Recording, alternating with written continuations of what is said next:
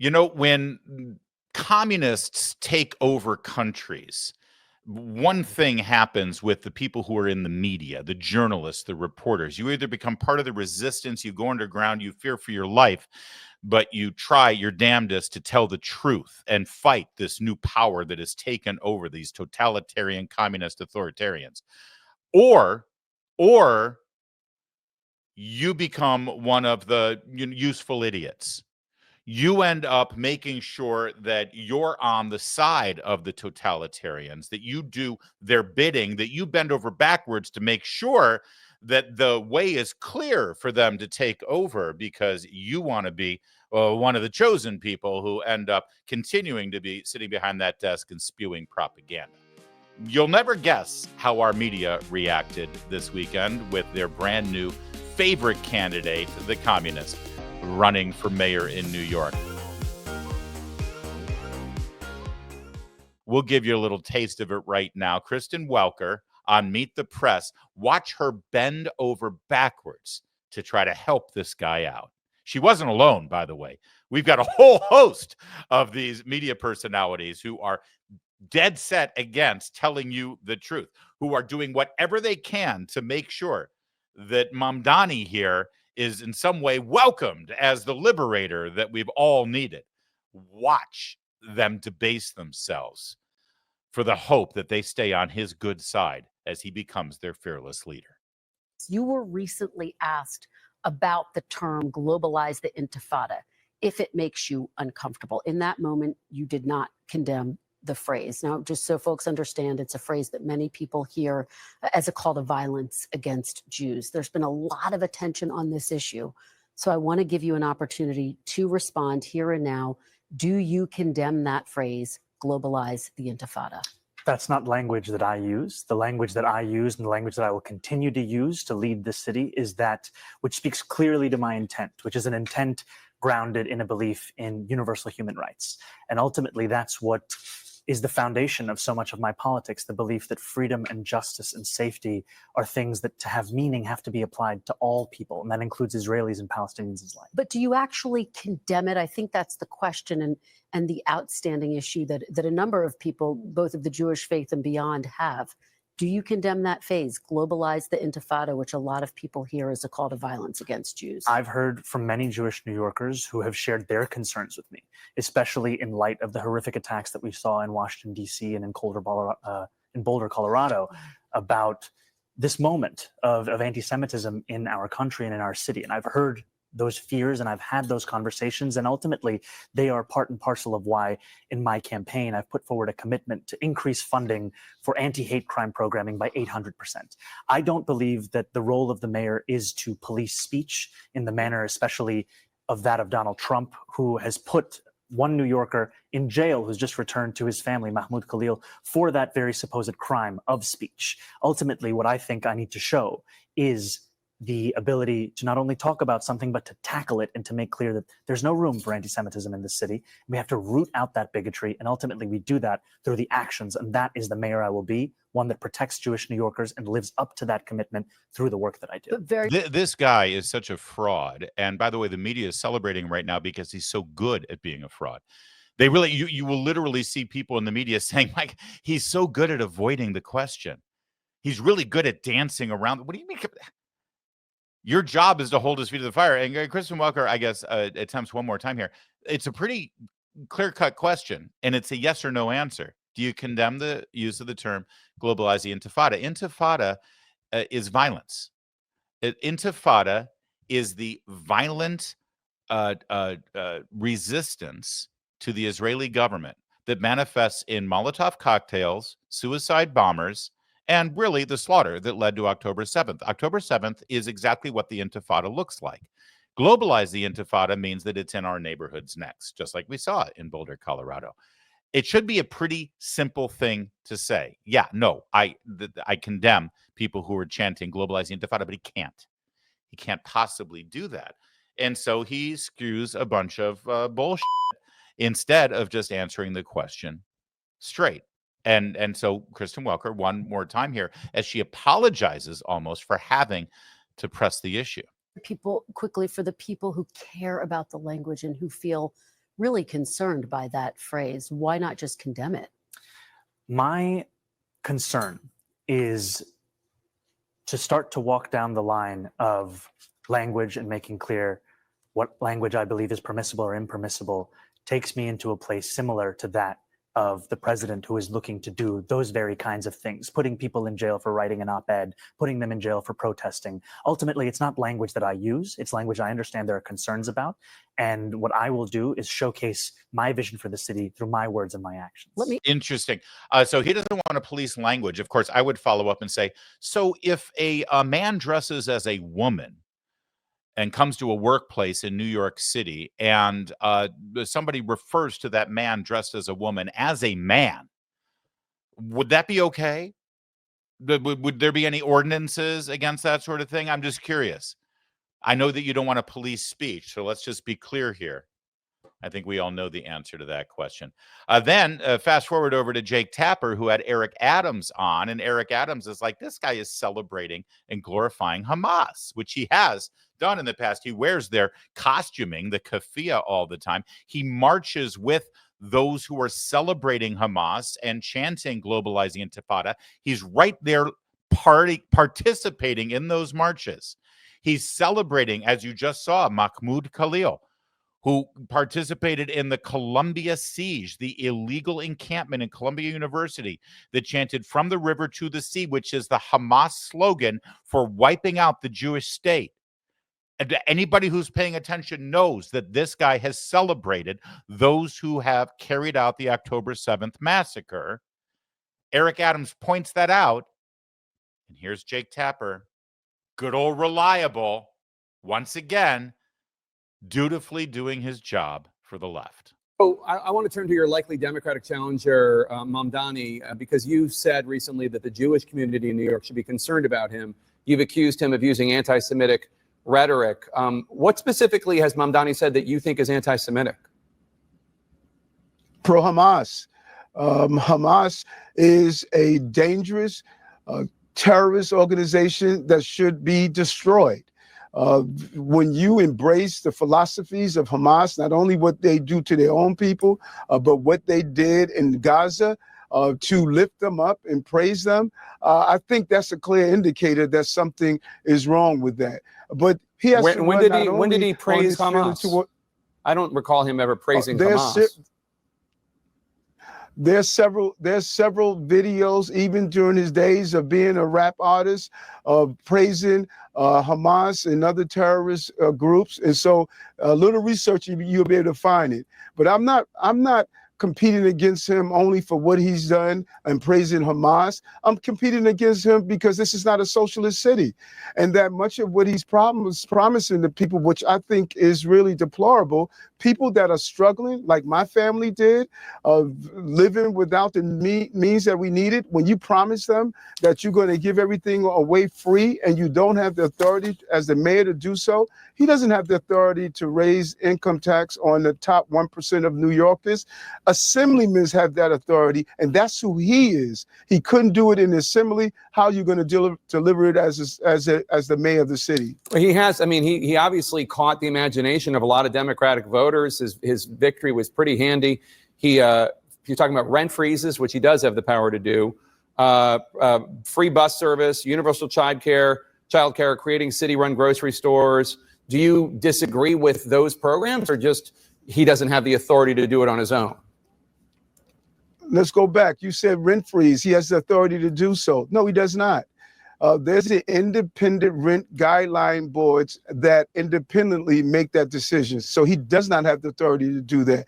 He had the authority to do free buses. I gave him a pilot project to do when he was in the assembly. He failed to carry out on it. 4 years in the assembly, he has not passed one bill. He's making promises to people who are really struggling that he can't deliver on. The foundation of all the things he wants to do for free is coming from an income tax increase on 1%. He does not have the authority as the mayor to do that. He has the authority as an assemblyman, and he did not accomplish everything he's talking about doing now. He could have done in the state, but he failed to do so. Eric Adams looking better and better, by the way, I have to say, and he makes a very compelling argument. The mayor doesn't have the power to do all these things that he's promising to do, but he did when he was an assemblyman, and he never did any of it. He never even tried to do any of it. But did you notice how Jake Tapper was like, I don't think he's ever praised Hamas. He's never celebrated. He's not. Again, he marches in all of the marches. After the day after October 7th, he put out a statement calling for the Palestinians to have a free and independent state. In other words, let's give the Hamas terrorists exactly what they demand after they've slaughtered 1,000 people. So, I mean, maybe that's not celebrating Hamas, but it's certainly acquiescing and going in league with Hamas to demand from Israel and the world exactly what they just slaughtered over 1,000 people in the name for. But okay, fine. Let's really dive deep into this. Did Zohran Mamdani celebrate and praise Hamas? Well, yeah, he did. There's an organization called the Canary Mission. They look for anti-Semitism and pro-violent terrorist commentary and statements out there, and they found this rapper named Zohran Mamdani. Only 8 years ago, he was a rapper, hip hop artist, and in this song, he actually has a lyric that praises a group called the Holy Land Five. Here, listen. In 2017, Zohran Mamdani released a rap track that praised 5 convicted Hamas funders known as the Holy Land Five. Now he wants to run New York.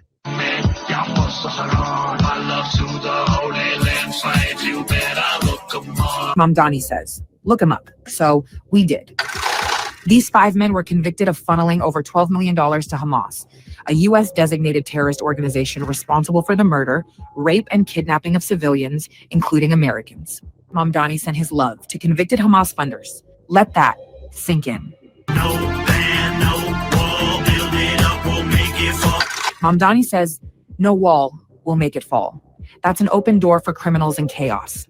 Zohran Mamdani stands with convicted terrorist funders and wants open borders. This is New York City, not a sanctuary for terrorists. Zohran Mamdani, unfit, un-American, unthinkable. Yeah, great work by those guys. You know how bad it is right now with this guy. So here's Jake Tapper and Kristen Welker just trying. Oh, Kristen Welker's like, please, just come on, help me out here. Just condemn, globalize the Intifada. Just say it, damn it. Jake Tapper, I don't think he's ever said anything nice about Hamas. I don't think he's on Hamas's side, to be honest with you. I think you got that wrong, Eric Adams. They're doing their best. They're trying their hardest. But you know who's not on board? This guy, Hakeem Jeffries, the minority leader for the Democrats. He's forced now to say, well, are you on this guy's side? I mean, he's a New Yorker, by the way. Hakeem Jeffries' district is in New York. So this guy's going to be his mayor. So Jeffries had his big chance here this Sunday. It should be simple, right? Well, listen, I'm the top Democrat in Washington, D.C. This guy's the nominee. I may not have been on his side during the primary, but sure, I'll coalesce around our candidate. Couldn't bring himself to it. And the excuse? Oh, watch how he tries to weasel out of this. We had a conversation on Wednesday morning where I congratulated him on the campaign that he ran, a campaign that clearly was relentlessly focused on the high cost of living in New York City and the economy. He outworked, he out-communicated, and he out-organized the opposition, and that's clearly why he was successful. So what's holding you back from endorsing him right now? Well, we don't really know each other well. Our districts don't overlap. I have never had a substantive conversation with him. And so that's the next step in terms of this process, to be able to sit down, which we agreed to do in Central Brooklyn, discuss his vision for moving the city forward and addressing the issues that are important to the communities that I represent, a very diverse district that I represent in Brooklyn, including many African Americans, many Jewish Americans, many Caribbean Americans who are dealing with a lot of challenges in the city and want to make sure that the next mayor of the city of New York, whoever that may be, is prepared to tackle them. Wow, I haven't really met him. I got to get to know him. I by the way, I'm calling bullshit on that one. I'm pretty sure he has met him. No, I'm not going to endorse. We have to have a meeting. I want to talk. Well, the fact of the matter is, people in the African American community in New York, as well as lower income individuals in New York, did not vote for this guy. They didn't like this guy. It was the rich, elitist, multiple degreed New Yorkers who feel good about themselves for voting for him. That's where the base is. I would bet that Hakeem Jeffries, sort of middle to lower income strata in Brooklyn, they're not on board with this guy at all. And Jeffries understands the politics of this. He doesn't want to be on the wrong side of it. That's why Eric Adams has a window here. So does Curtis Leawood. They got to get together, I think, and figure out some sort of coalition race. That said, the other thing you'll see from the media all weekend long was Trump called him a communist. He's not really a communist. We showed this to you on the show on Friday, where they're actually fact-checking this. Is he a communist? No, he's not a communist. He's not. After all, communists want to control the means of production in an economy and a society. No, all he wants to do is raise taxes and give benefits and free bus rides. By the way, free bus rides in New York, let me tell you, those will be rolling homeless shelters. Think about it for a minute. Free bus rides for all is what he's promising. So you're a homeless dude. You haven't showered in a month. You're in your filth. You don't have a place to live. It's the winter. You get on a bus, you go into the back row, and you set up camp. What exactly is the legal rationale for making you get off the bus? Can you think of one? Cops come in, dude, you can't stay here. Why not? Buses are free. I'm just taking my free bus ride. You realize what kind of stinkhole New York is? I mean, even more so than it is right now. None of these things make sense. You know that. But no, he's not really a communist. He's not a communist because communists want to control means of production in a society. That's what you hear from these idiot elitists who always say, socialism's never really been tried. For some reason, every time a socialist government gets elected in, they end up being like Venezuela or Cuba or Nicaragua. The communists take over. Oh, poo-poo on the communists. We don't like them. They're the same people, including this guy. Post-millennial unearthed this video, which looks like really bad, like AI, but this is a legit video. This is him early in his political career. And what does he say here? What the purpose is about this entire project, it's not simply to raise class consciousness, but to win socialism. And obviously raising class consciousness is a critical part of that. But making sure that we have candidates that both understand that and are willing to put that forward at every which moment that they have, at every which opportunity that they're given.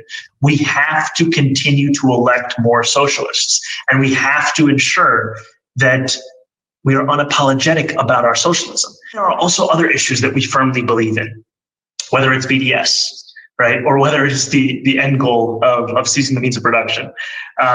Where we do not have the same. Yeah, I get terrified when I see a communist say something like the end goal of seizing the means of production with a smile on his face. I'm sure Lenin and Stalin smiled quite a bit when they were raising a gun up to the temple of their political enemies who resisted the idea of a government seizing the control means of production. He also threw BDS in there. Did you hear that? Listen real fast. Socialism. There are also other issues that we firmly believe in, whether it's BDS, right? Or whether it's the end goal of seizing the means of production. He's so happy about that. BDS, by the way, is the intellectual left-wing college campus version of Hamas and wiping Israel off the planet. That all connects. It's all connected. This is Islamo-fascist Marxism. That's what it is. And that's who he is. He's such a fraud. But then you get over to Meet the Press, where Kristen Welker is doing her best to normalize him. I almost feel like during the commercial break, she's like, let me give you a few pointers. If you just soften the edges a little bit, you're going to be just fine. You're going to be able to win the election. But, just work with me. I'm trying to help you. I'm on your side. I don't want to lose my job when you take over. So she confronts him on the communism. Of course, she didn't have that video to show him and say, you just said that your end goal is to take over the means of production. So she asks, are you a communist?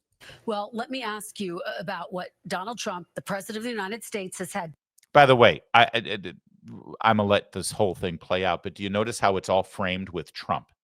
You know, any objective human being looking at this guy, looking at his plans for grocery stores being taken over by the government, which we'll get to in a moment, free bus rides for everybody, defund the police, you know, all of the giant socialist, communist ideas that he's trying to implement there by taxing the rich. There should be no more billionaires. We'll get to that in a moment. Anybody watching this play out before our very eyes with an understanding of 19th century politics and 20th century politics could reach the conclusion, wow, this guy sounds like a communist. The question can be asked in any way possible to be able to get the truth from this guy and confront him on his totalitarian economic ideas. But instead, she decides to frame it as Trump said something mean about you. Trump called you a communist. How do you respond? Instead of objectively measuring what he stands for, it has to be about something Trump tweeted. They're so bad at this. But that's what she did. We'll start it from the beginning. Well, let me ask you about what Donald Trump, the president of the United States, has had to say. He's had a lot to say about your campaign. He called you a communist. Because he's the president, I want to give you a chance to respond directly to him. How do you respond? Are you a communist? No, I am not. And I have already had to start to get used to the fact that the president will talk about how I look, how I sound, where I'm from, who I am, ultimately because he wants to distract from what I'm fighting for. And I'm fighting for the very working people that he ran a campaign to empower, that he has since then betrayed. And when we talk about my politics, you know, I call myself a democratic socialist, in many ways inspired by the words of Dr. King from decades ago, who said, call it democracy or call it democratic socialism. There has to be a better distribution of wealth for all of God's children in this country. And as income inequality has declined nationwide, it has increased in New York City. And ultimately, what we need is a city where every single person can thrive. Again, I am chilled by this guy being so smooth with a smile on his face, explaining or sugarcoating with this rhetoric. But I shouldn't be. Actually, I shouldn't be chilled because this is Bernie Sanders meets AOC, you know, meets some sort of a television creation of what Hollywood has come up with. And that's exactly what this is. And it is terrifying that people are going to vote for it. It's terrifying that people go for this. But they do. And it never ends well. You think about the wars that were fought to push back communism, from the Korean War to the Vietnam War, the tens of thousands of Americans' lives that were lost trying to fight communism on the other side of the planet. And now New Yorkers are about to vote for it and put it in office in the most important mayor's office in America. It is terrifying. But instead of framing this question, Trump called you a communist. Are you a communist? How about this? How about lay out every single one of his policies and say, explain to me how this isn't communist. Explain me how this isn't the government taking central control of basic fundamentals in an economy and a society. That's what communism is, and that's what you're proposing.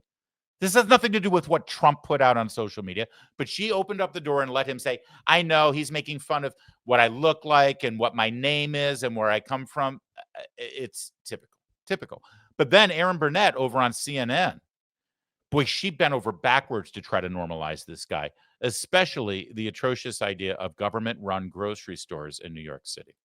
City-run grocery stores, I proposed a pilot program of one store in each borough. These are 5 stores in total. The total cost of this is $60 million. This is less than half the cost of what the city is already set to spend on a subsidy program for corporate supermarkets that has no guarantee of cheaper prices or collective bargaining agreements or even accepting So SNAP you're or not WIC. looking at some like Soviet Union grocery stores on every corner that are going to be run by the government. No, what I'm looking at is how to solve the very clear twin crises of affordability when you go to the grocery store and food deserts, which disproportionately impact Black and brown New Yorkers across the 5 boroughs. She is, forgive me, a moron. But again, you saw her bending over. So you're not talking about a Soviet type grocery store on every corner. Honey, there were no Soviet grocery stores on every corner. Trust me, you had to walk miles in the snow. And if you had boots, you were lucky to get your toilet paper. Can we break this down, though, for a moment and expose the absurdity and the lies that he just spewed here? And, if Erin Burnett were equipped with any kind of jaundiced perspective on the person that she's interviewing, we're constantly told that we need our media to speak truth to power and hold elected officials accountable. Where is she here? Is she holding him accountable? No, she's trying to help him win the election by saying, okay, so what everyone's afraid of, you're not going to do that, right?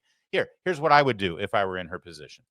City-run grocery stores, I proposed a pilot program of one store in each borough. These are 5 stores in total. The total cost of this is $60 million. Hold on. 5 stores, 1 in each borough. New York is a big place, right? So this whole thing is going to be $60 million, 1 store in each borough. That would be $12 million per store. That would be $1 million a month to run this city-owned grocery store, and it's only going to accommodate the neighborhood where there's 1 store each borough. How many miles do you have to go to get to this city-run grocery store in these so-called food deserts that you proclaim? $60 million, 5 stores, $12 million each, $1 million a month to run a grocery store. That's government efficiency for you. And what is it exactly you're going to accomplish? This is less than half the cost of what the city is already set to spend on a subsidy program for corporate supermarkets that has no guarantee of cheaper prices or collective bargaining agreements or even accepting So SNAP you're or not WIC. looking at some like Soviet Union grocery stores on every corner that are going to be run by the government. No, what I'm looking at is how to solve the very clear twin crises of affordability when you go to the grocery store and food deserts, which disproportionately impact Black and brown New Yorkers across. So in New York City, in each of the 5 boroughs, Manhattan, the Bronx, Brooklyn, Queens, and Staten Island, this guy is going to take $60 million, and I assure you it'll cost more than $60 million. There is not one government program like this that has ever come in on budget. It will cost more. Let's call it $100 million. He's going to take all that money, and he's going to set up 1 store, 1 in Manhattan, 1 in the Bronx, 1 in Queens, 1 in Brooklyn, 1 in Staten Island. And that's going to solve the affordability problem with grocery stores in New York City. And that's going to solve the problem of food deserts, so-called food deserts. By the way, you know why you have certain food deserts that affect Black and brown communities in cities like New York? Because the grocery stores that opened there in a city like New York had a whole lot of shoplifting going on. So they got extra security to try to stop people from robbing them. And they were told they weren't allowed to do that. In fact, the security guards couldn't intervene during shoplifting. And if the police actually arrested somebody for shoplifting, the district attorney, Alvin Bragg, who was put in place by George Soros, would let them off without actually convicting or even pressing charges against all the shoplifters. And then they go right back and steal more off of the shelves. So the grocery stores are like, screw it. We're not going to do this. They're robbing us blind. By the way, all that shoplifting that happens in New York is also a reason why prices are high, because they have to make up for the losses that they get in all of those communities. But he's going to solve it by having a government-run grocery store, 1 each in each borough that costs a minimum of $12 million each. And that'll solve it. That'll solve the problem. Because communists always solve problems like that. And finally, when asked about his economic policies back with Kristen Welker on Meet the Press, he said something extraordinary about billionaires. Take a listen. You are a self-described democratic socialist. Do you think that billionaires have a right to exist? I don't think that we should have billionaires because, frankly, it is so much money in a moment of such inequality. And ultimately, what we need more of is equality across our city and across our state and across our country. And I look forward to work with everyone, including billionaires, to make a city that is fairer for all of them. Okay, thank you, Newsbusters, for the clip. Let's break this down real fast. This is the perfect Margaret Thatcher axiom, by the way, which is, income inequality. You see, they're upset that there is inequality. So here you've got billionaires, and then you've got people in America where, by every definition, the lowest income people in this country still have a better standard of living and life than people in any other country just about on this planet, okay, for the most part. But what angers them is the inequality. And so rather, you never hear these people talking about making the people on the lower end of the economic spectrum more prosperous and wealthier, where they will make better choices with their lives so that they can retain their money and actually raise their standard of living. They never have a plan for that. They talk about income inequality, and then their solution is to take money from the people up here. They never have a solution about how to better the life of the people down here so that they can actually make more, keep more, save more, and live a better life. No, no, no. Because God forbid these people make more money and then these people up here make more money. Because if everybody's making more money, that doesn't solve the inequality problem. See, all they care about is the gap because they can use it for political purposes. They can foment rage with this class warfare. Those people up there are making too much. So what does he say? There shouldn't be billionaires. Let me hear him say that again. Or a self-described democratic socialist. Do you think that billionaires have a right to exist? I don't think that we should have billionaires. He says with a laugh, and I'm telling you, I know I keep saying it, but the hair on the back of my neck stand up. It's so chilling when he's laughing and smiling, and it's just, it's such a marketable product they've created with him. I don't think there should be any billionaires, silly. That's terrifying. That this man wanting to grasp onto an enormous amount of government power as the mayor of New York City is just chuckling at the fact that he doesn't think that certain people should exist because of the money they make. Here's an irony. Do you know where they're sitting having this interview? You know where they are, right? This is Meet the Press in New York City, right? Are they? Well, actually, wait, hold on. Are they in Washington? Because it looks like they're in New York. I think they're in New York. I know that the Capitol building is back there, but it looks like it's where is NBC News headquartered? Do you know? Do you know where NBC News headquarters is in New York City? Of course you do, because you watched the sitcom where NBC corporate is located. It's 30 Rock, right? 30 Rock. Do you know what 30 Rock is? It's Rockefeller Center. Rockefeller. It's a whole complex of buildings owned by Comcast NBC that was built by and named after Rockefeller. A few blocks up and to the west from Rockefeller Center is a place called Carnegie Hall in New York City. Ever heard of Carnegie Hall? Then there's the Guggenheim Art Museum. And then you've got Avery Fisher Hall, Koch Hall. You've got the Vivian Beaumont Theater. You've got I can name building after building after building, gallery after gallery after gallery, performing arts space after performing arts space, office building, iconic locations in New York City, all built by billionaires. Where would New York City be without billionaires? Half of their landmarks were created by billionaires.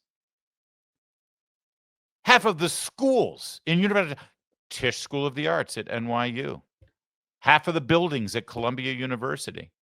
Half of the buildings at New York University. All named after philanthropist billionaires who made a ton of money because of the incredible freedoms in this nation and then decided to create a foundation and an endowment for the arts, for museums, for history, for education. This guy doesn't think billionaires should exist. In New York, no pushback from Kristen Welker. Finally, here's Grandpa Bernie, so proud of his little butchnik there in New York, his little munchkin. He's such a bubbly, he's going to squeeze his cheeks. He said, look at you, little communist. You're doing such a great job. Bernie couldn't be prouder. The Republican Party has not just become a right-wing extremist party. In many cases, it's become like a Stalinist party, a cult of the individual.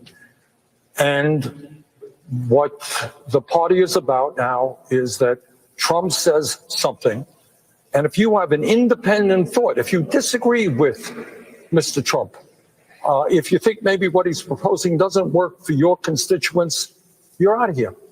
You raise your voice, and in 5 minutes, they will be announcing a primary to your election. So what happened is Tillis thought that this was a bad piece of legislation for North Carolina. He's right, it was. And the result of that is Trump said, good, we're going to primary you. You have the same thing in the House, with the very few people who are prepared to disagree with Trump. So right now, the Republican Party people are just afraid to dissent. And all you have to do is say, I love President Trump. I will do anything and everything he says. Hey, that's what being a candidate in the Republican Party is today. Pretty pathetic. So the guy who literally honeymooned in Moscow and celebrated the Stalinist Soviet Union, who champions the central government economy of any communist nation and wants to replicate it here, who is celebrating his brand new little socialist communist up in New York and AOC in Congress, he's calling Republicans Stalinists, which I guess by Bernie Sanders' measure is a compliment or something. He thinks Republicans are the ones who are Stalinists. All right, just good to know. Good to know where Bernie is right now with all of this, because they continue to lie and lie and lie and misrepresent and tell you they're one thing and call us the exact opposite of what we truly are. They always accuse you of being what they're guilty of. And in this case, it's being a Stalinist, literally. And they're going to keep this charade going right up until Election Day. And you better keep your eye on the ball here as we see what's really playing out here in the news and how the media is trying to help them out and cover up the facts. That's why we're here. And I'm glad you join us every single day. Thank you.